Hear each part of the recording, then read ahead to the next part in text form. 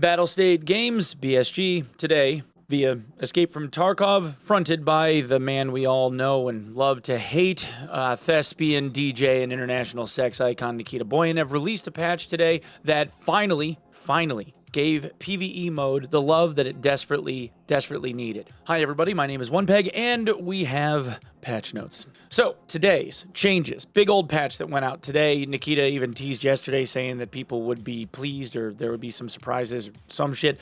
PVE mode has finally gotten some love. They finally added the ability for Arena, primarily Ref, to transfer items between Ref and Escape from Tarkov PVE mode. However, you can't go the other way because PVE mode talking to or sending stuff to Ref from PVE mode means that you'd be able to circumvent how PVE mode is locked down, and sending that stuff to Arena means you could send it from Arena back to PvP. So Arena, between Arena and PVE, is one way. It only goes from Arena. For PvP, it still can go back and forth. There's what you need to know there. The same thing is true for any clothing unlocks. So PVE clothing unlocks are stuff that you bought in PVE mode, can't go to Arena, but they can go the other way.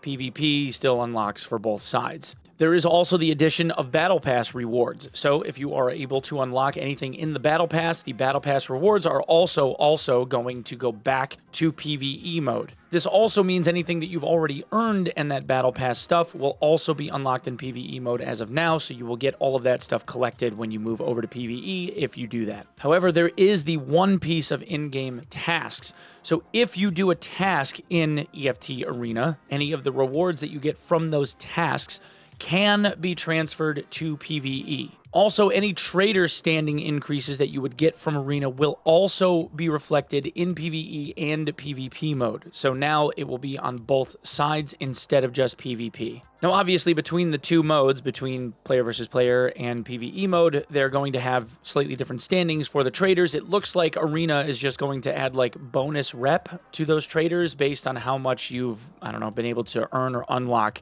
on the Arena side of things. Also, any experience, mastery levels, anything like that you are, earning through running around an Arena with your character will also transfer to both modes. So you're getting benefit on both sides should you want them.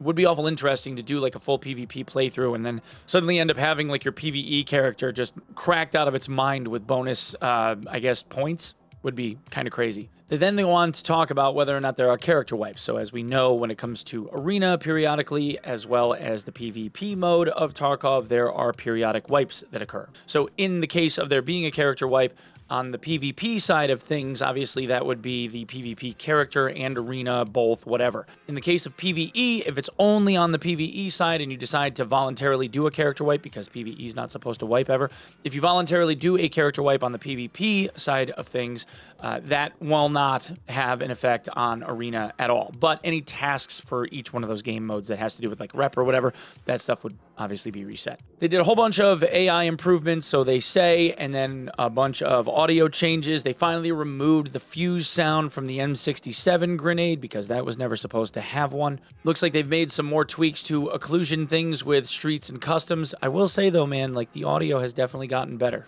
They finally have started getting it right. There's still some stuff, but it is so much better than it used to be.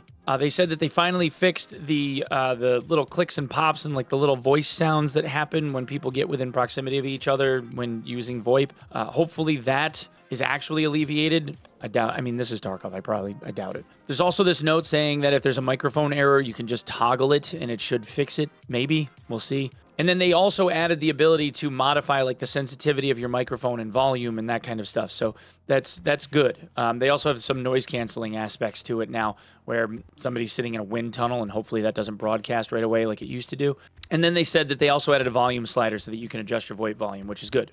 They changed the surgical kit to auto-use priority to legs, which is huge. And then we have massive balancing changes to the hardcore wipe. And this is like the big meat and potatoes of it. There's new balancing changes to these mechanics. They returned access to the flea market for people at level 35, where you could do one found in raid item at a time. Just a single found in raid item. I don't know if you're going to be able to like rep level yourself up so that you get more. It sounds like you get one item. If you are getting more than one item at a time though, like by leveling up rep, level 10 or whatever, like it used to be back in the day. If you suddenly are able to do that, I guess selling big ticket items for like rapid fire sales would probably be best. I don't know. Reverted trader prices to the values before hardcore wipe, so no more like massive markup in cost. Reverted scav cooldown to the values before the hardcore wipe. So we're back down to like what, 10-minute scav timers, and then reduced further by rep. Return the missing trade offers at Therapist Loyalty Level 4, and return the ability to insure items at Prapper and Therapist and disabled insurance at Fence. They didn't say that they made the insurance less expensive, though,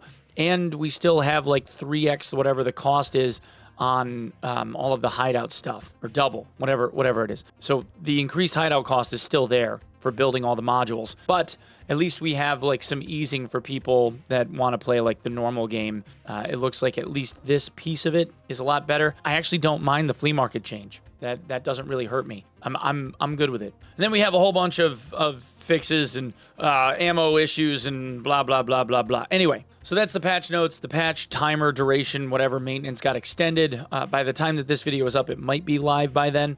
These are some much needed changes, I think, and I'm good with the changes that they made for the traders. I think it was necessary because the casual guys, they don't want to be killing themselves. No one wants Tarkov to be even more of a job than it already was, right, boys?